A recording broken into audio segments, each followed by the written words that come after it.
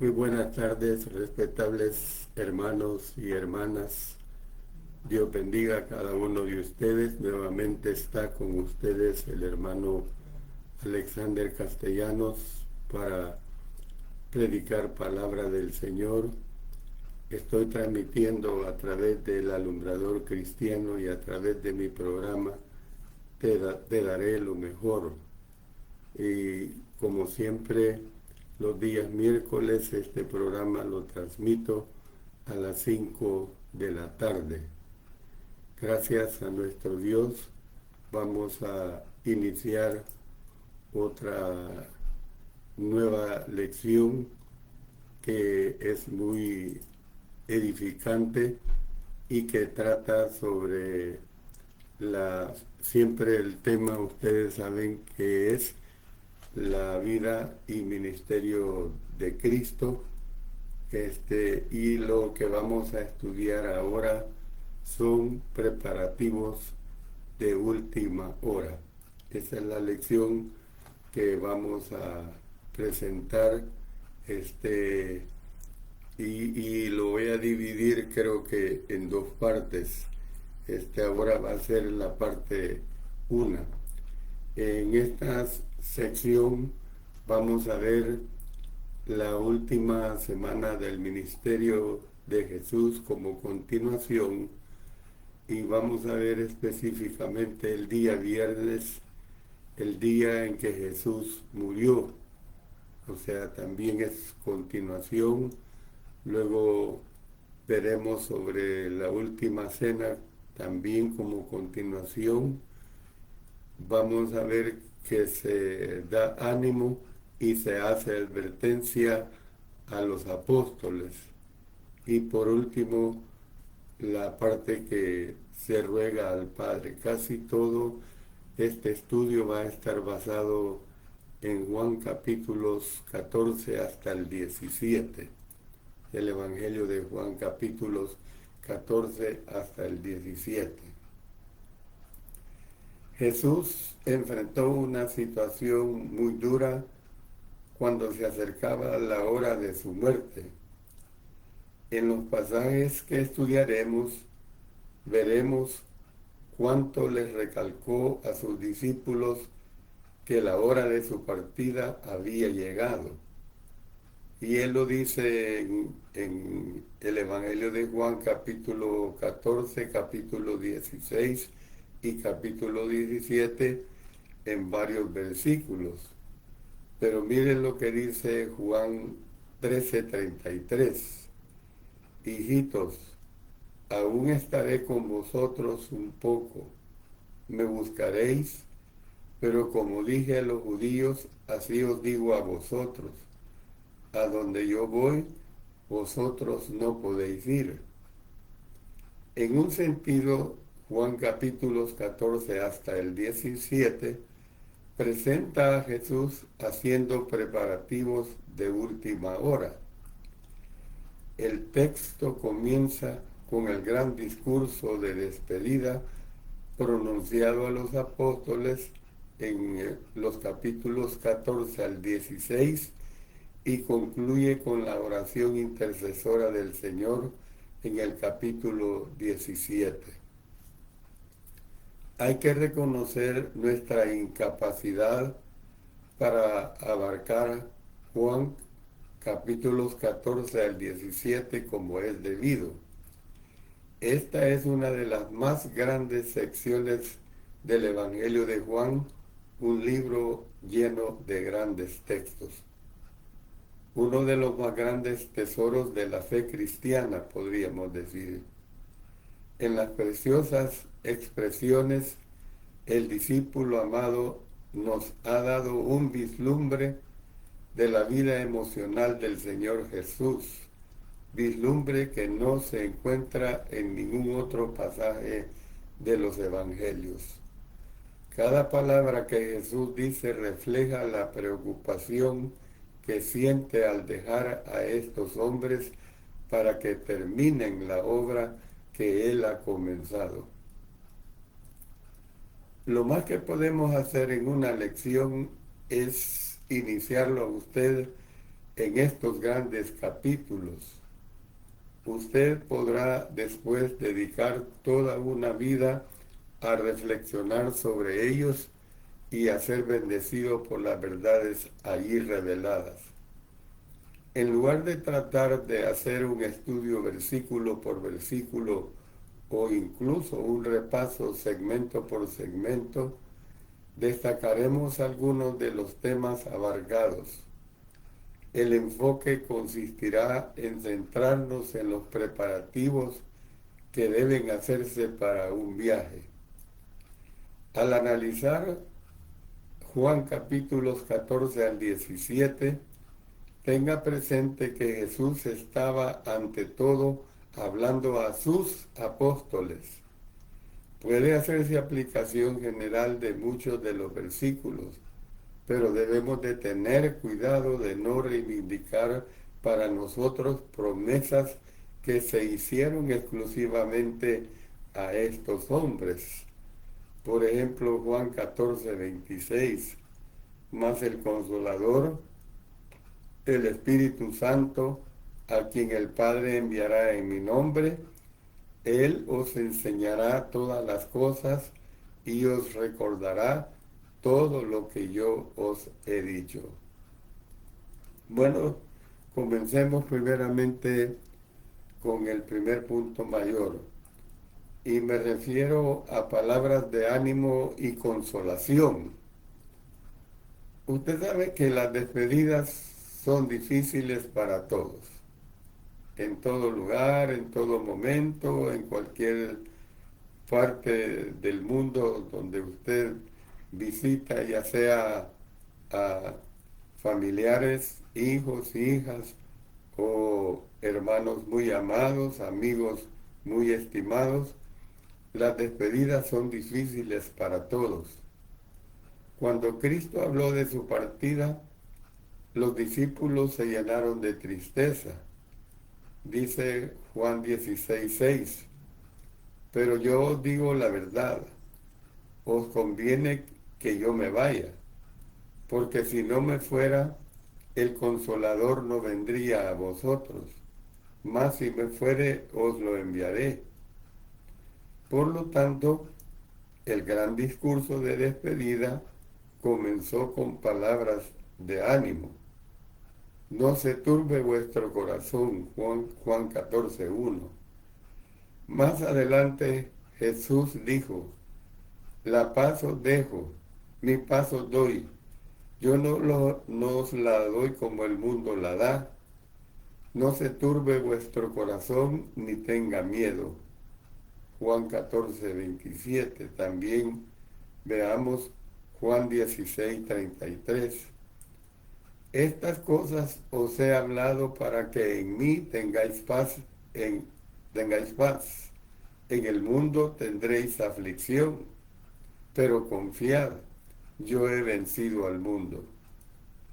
El discurso estaba lleno de palabras concebidas para consolar y fortalecer. El Señor les aseguró a los apóstoles su amor. Juan 15, 9 y 12 nos dicen lo siguiente: como el Padre me ha amado, así también yo os he amado. Permaneced en mi amor. Este es mi mandamiento, que os améis unos a otros como yo os he amado. Y también Él los llamó amigos. En Juan 15:15 dice, ya no os llamaré siervos, porque el siervo no sabe lo que hace su Señor, pero os he llamado amigos, porque todas las cosas que oí de mi Padre os las he dado a conocer. Les prometió que, aunque estuvieran tristes en el momento, la tristeza de ellos se convertiría en gozo. En Juan capítulo 16, 20 al 22, se dice lo siguiente: de cierto os digo, que vosotros lloraréis y lamentaréis, y el mundo se alegrará. Pero aunque vosotros estéis tristes, vuestra tristeza se convertirá en gozo. La mujer cuando da a luz tiene dolor, porque ha llegado su hora, pero después que ha dado a luz un niño, ya no se acuerda de la angustia, por el gozo de que haya nacido un hombre en el mundo. También vosotros ahora tenéis tristeza, pero volveré a ver y se gozará vuestro corazón, y nadie os quitará vuestro gozo. En Juan 15:11 dice, estas cosas os he hablado para que mi gozo esté en vosotros y vuestro gozo sea cumplido. La paz que el mundo da depende de circunstancias favorables y es, por lo tanto, una paz temporal. La paz de Jesús no depende de circunstancias favorables, proviene de adentro y puede, por lo tanto, perdurar. Cuando Jesús decía estas palabras de ánimo, él se daba cuenta perfectamente de que solo le quedaban algunas horas de vida. Dice Juan 14:30, no hablaré ya mucho con vosotros, porque viene el príncipe de este mundo y él nada tiene en mí. Juan 16, 20 y 32. De cierto os digo, que vosotros lloraréis y lamentaréis, y el mundo se alegrará. Pero aunque vosotros estéis tristes, vuestra tristeza se convertirá en gozo. He aquí la hora viene, y ha venido ya, en que seréis esparcidos cada uno por su lado, y me dejaréis solo, mas no estoy solo, porque el Padre está conmigo.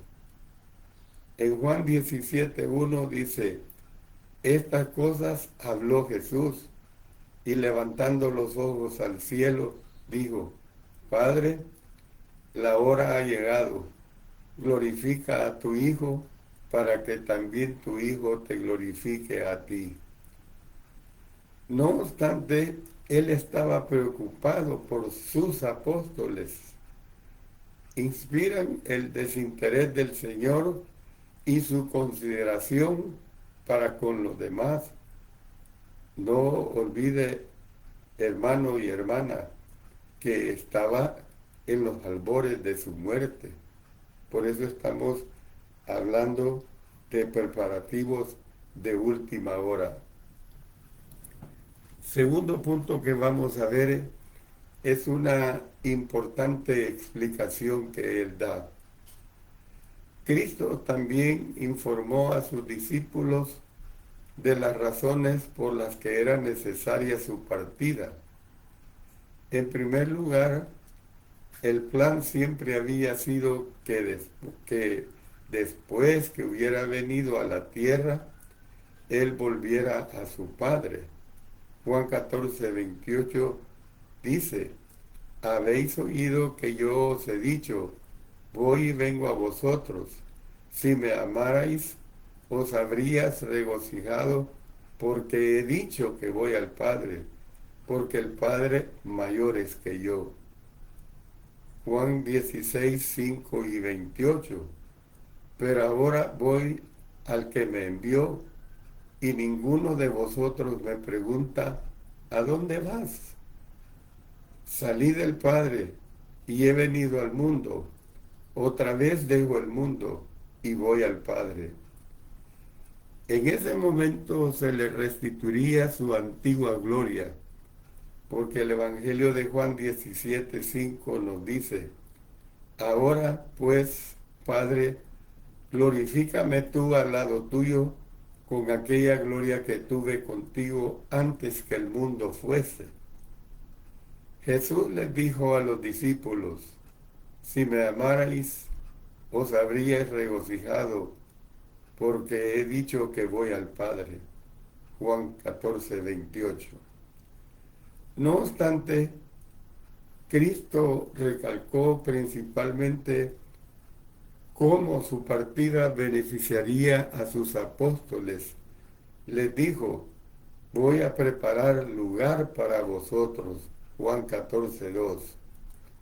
Además, les informó a sus discípulos de que era más lo que podía hacer por ellos estando a la diestra de Dios que estando sobre la tierra.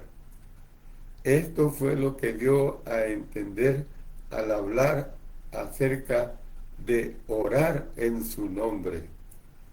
Hasta entonces, la oración no había sido en el nombre de Jesús. Juan 16:24 expresa: hasta ahora nada habéis pedido en mi nombre. Pedid y recibiréis, para que vuestro gozo sea cumplido. Pero después que volviera a su Padre, Él se convertiría en el mediador de ellos. Dice 1 Timoteo 2:5. Yo sé que este texto usted lo conoce muy bien. Dice: porque hay un solo Dios y un solo mediador entre Dios y los hombres, Jesucristo hombre. Es decir, intercedería por sus seguidores. Pero hay otros textos que casi no los ocupamos, que hablan de la misma situación de intercesión, y en estos momentos les daremos lectura. Dice Romanos 8:34: ¿quién es el que condenará? Cristo es el que murió, más aún el que también resucitó, el que además está a la diestra de Dios, el que también intercede por nosotros. Luego dice Hebreos 7:25: por lo cual puede también salvar perpetuamente a los que por él se acercan a Dios, viviendo siempre para interceder por ellos. Hebreos 9:24: porque no entró Cristo en el santuario hecho de mano, figura del verdadero, sino en el cielo mismo, para presentarse ahora con nosotros ante Dios. Primera Juan 2:1 dice así: hijitos míos, estas cosas os escribo para que no pequéis. Y si alguno hubiere pecado, abogado tenemos para con el Padre, a Jesucristo el justo. Les prometió que en el futuro lo que pidieran en su nombre sería concedido.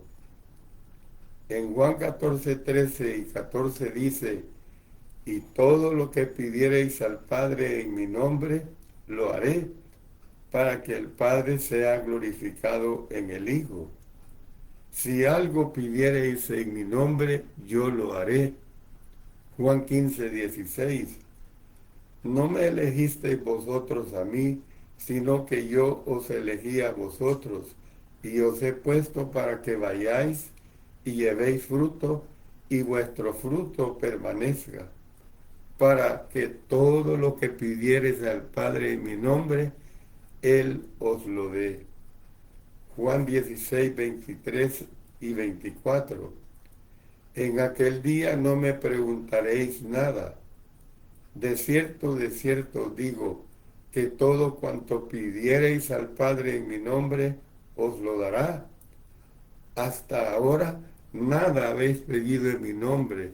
Pedid y recibiréis, para que vuestro gozo sea cumplido.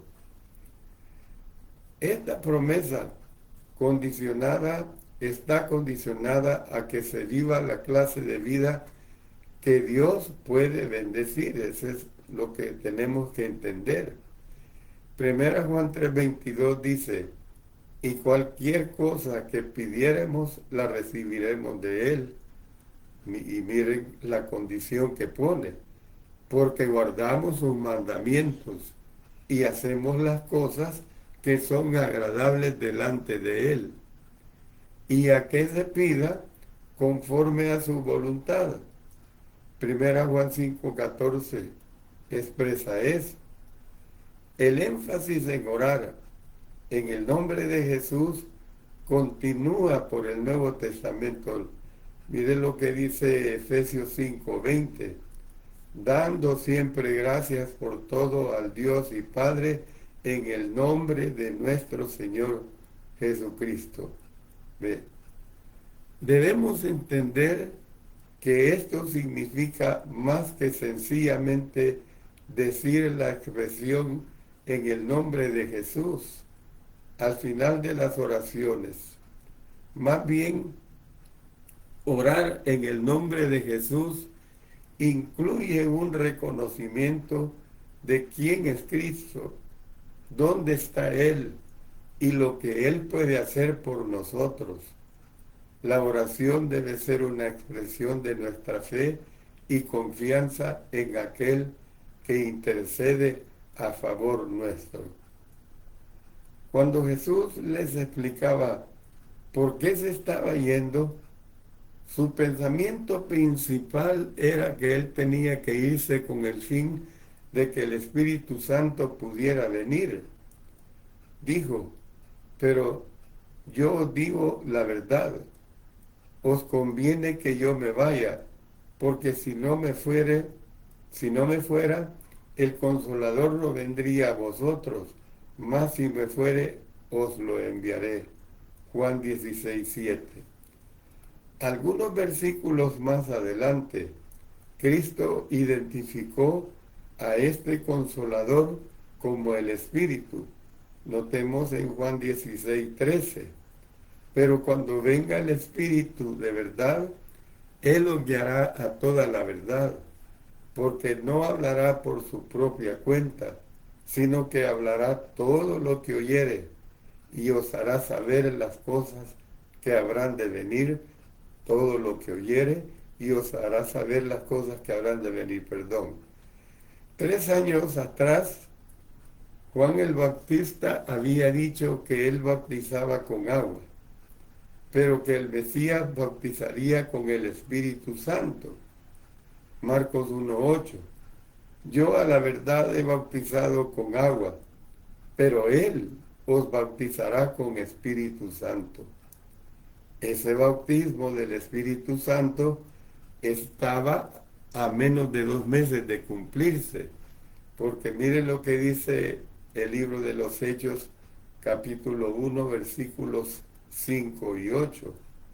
Porque Juan ciertamente bautizó con agua, mas vosotros seréis bautizados con el Espíritu Santo dentro de no muchos días, pero recibiréis poder cuando haya venido sobre vosotros el Espíritu Santo, y me seréis testigos en Jerusalén, en toda Judea, en Samaria y hasta lo último de la tierra.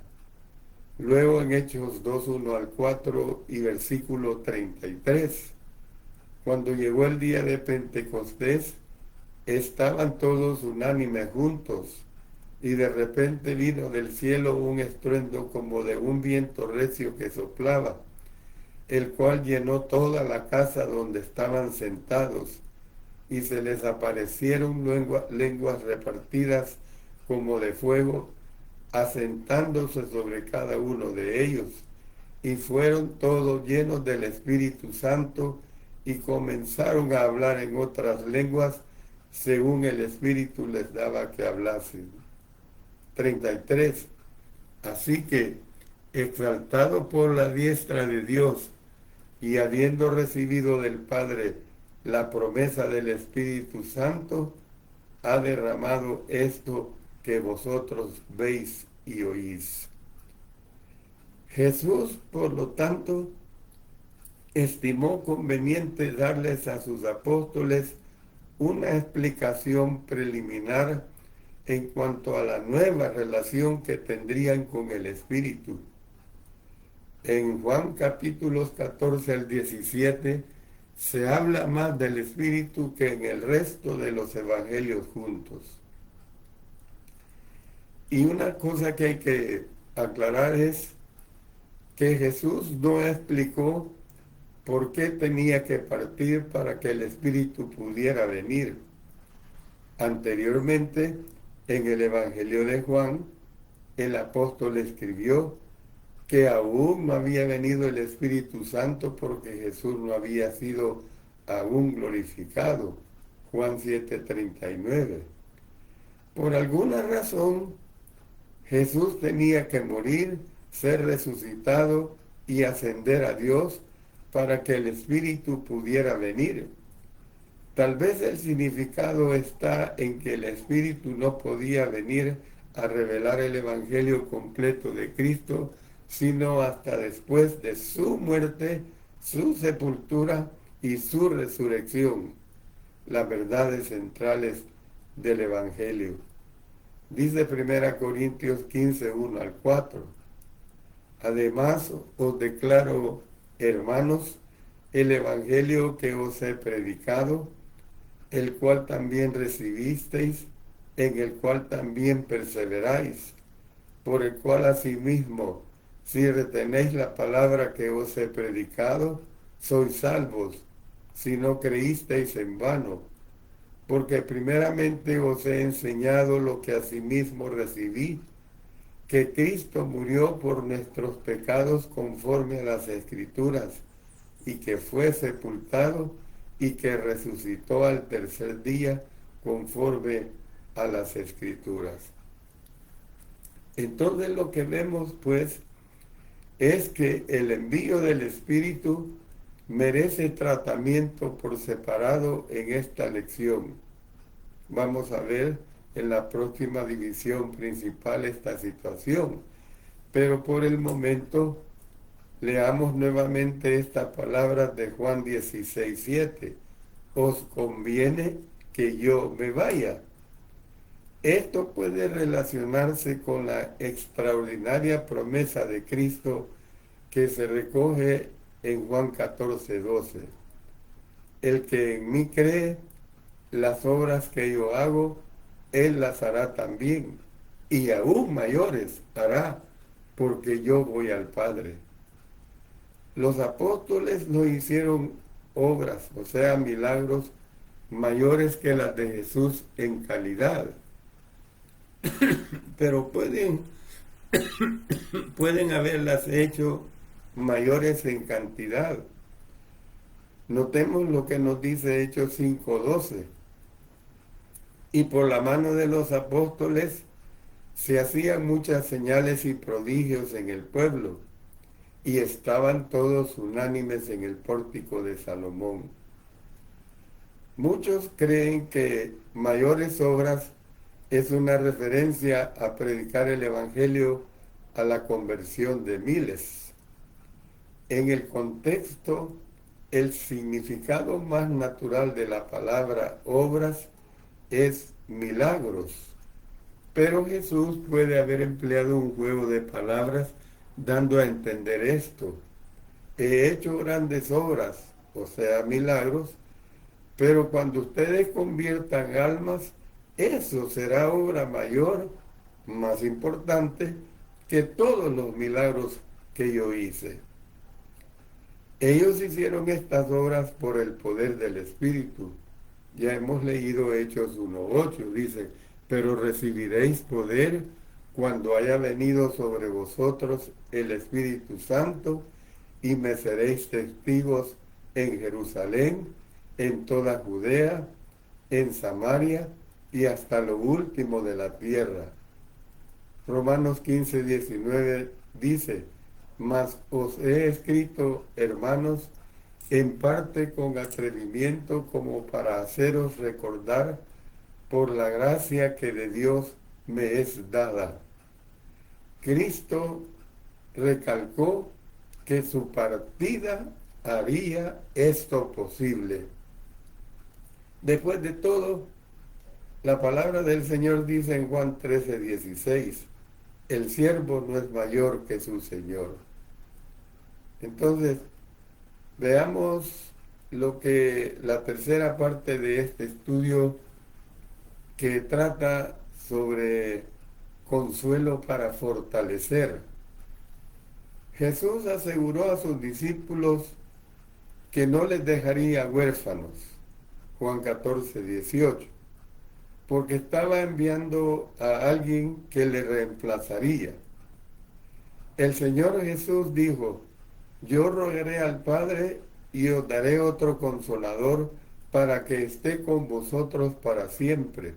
Juan 14:16. Jesús había sido el consolador de ellos. Ahora enviaría otro consolador, el Espíritu.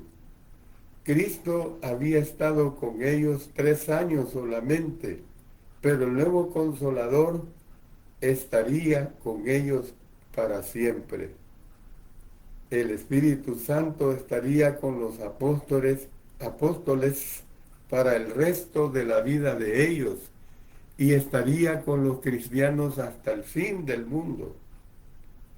El Espíritu, hermanos y hermanos, es parte de la divinidad o la deidad. Hechos 17:29 dice, siendo pues linaje de Dios, no debemos pensar que la divinidad sea semejante a oro o plata o piedra, escultura de arte y de imaginación de hombres.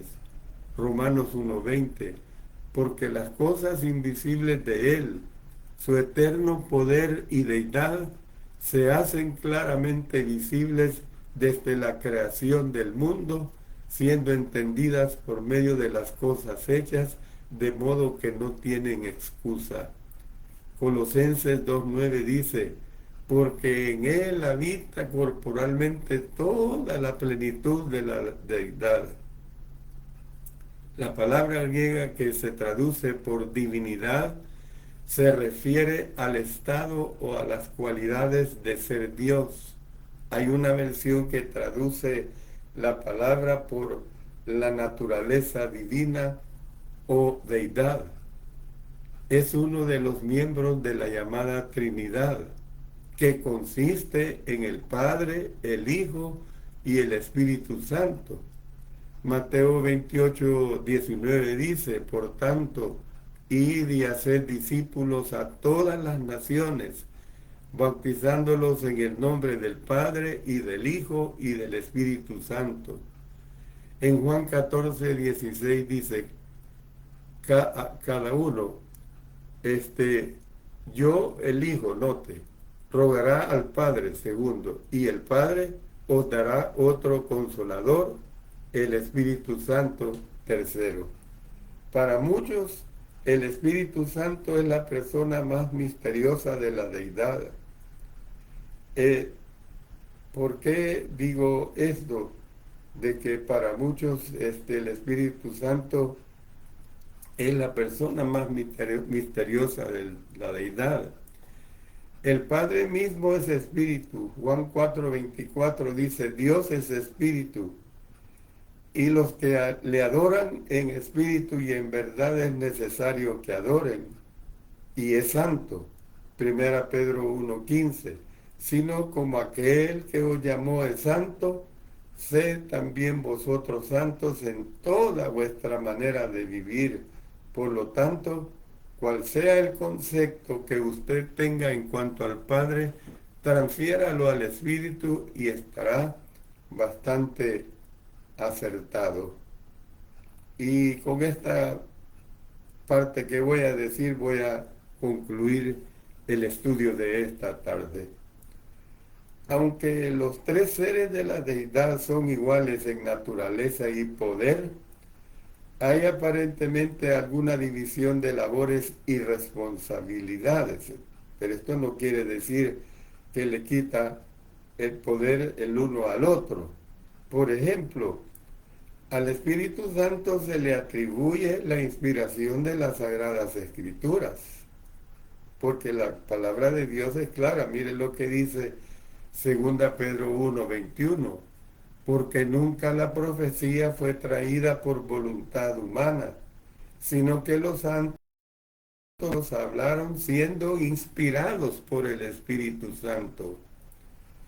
Miren lo que dice Marcos 12:36, porque el mismo David dijo por el Espíritu Santo, dijo el Señor a mi Señor, siéntate a mi diestra hasta que ponga tus enemigos por estrado de tus pies.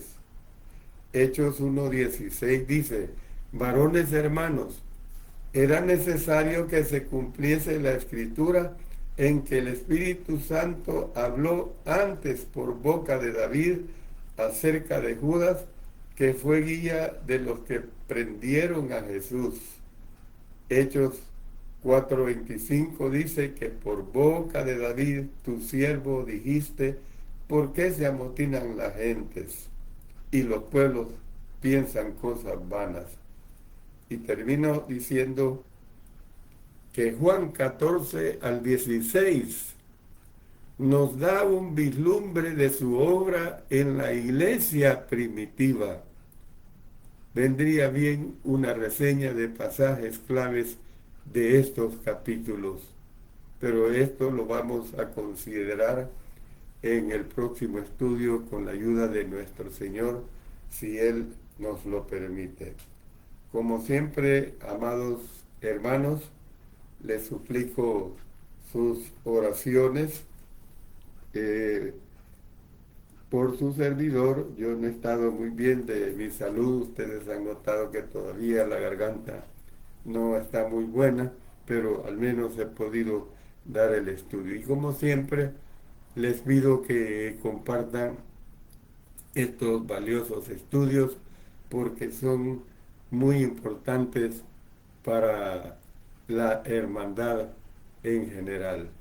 Que Dios bendiga a cada uno de ustedes, respetables hermanos, y les ayude pues a entender la palabra de nuestro Señor. Mientras tanto, terminemos con una oración. Padre Celestial, te damos gracias porque tú nos permites el estudio de tu palabra. Gracias, Señor, porque lo hemos podido hacer. Gracias, Padre Eterno, porque la bendición de pregonar tu palabra es única y que haya mucha edificación para quienes la escuchan y que siempre tú seas el que recibas la honra y la gloria. Gracias, Señor, por este gran privilegio. Oramos en el nombre de nuestro Señor Jesucristo. Amén.